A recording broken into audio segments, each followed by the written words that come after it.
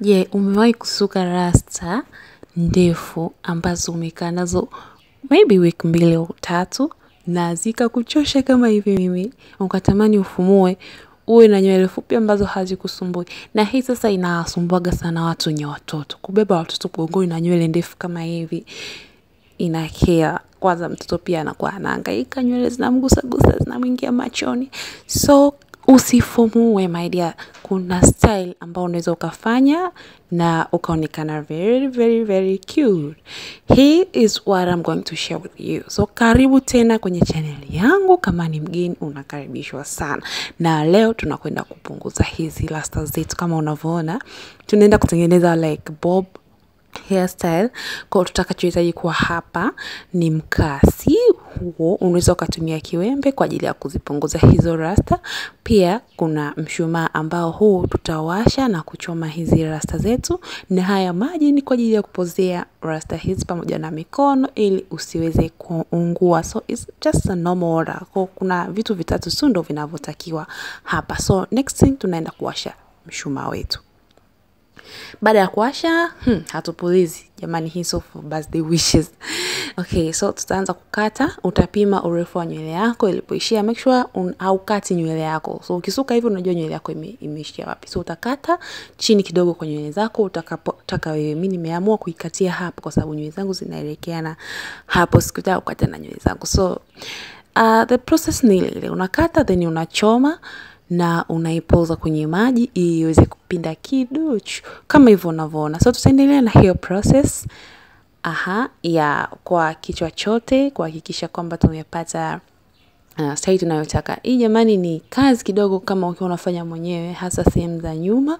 Unajikuta zingine umekata ndefu, nyingine umekata fupi kama hivyo unavyoona. Mimi kwangu nyuma kama zimekuwa ndefu kidogo.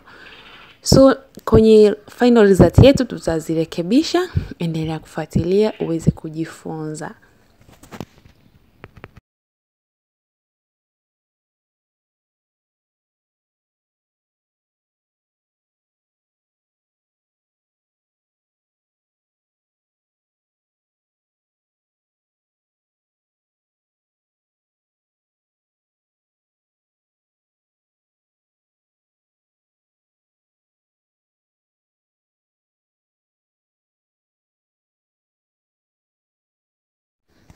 So guys, kama bado uko hujasubscribe channel hii, make sure unagusa neno jekundu hapo chini imeandikwa subscribe ili uwe mwanafamilia, uwe mwanachama wa kudumu kabisa katika channel hii ya urembo na asili ambayo ina deal na vitu vya kukuza nywele, kutunza ngozi, usafi wa mwili pamoja na afya ya mwili kwa ujumla.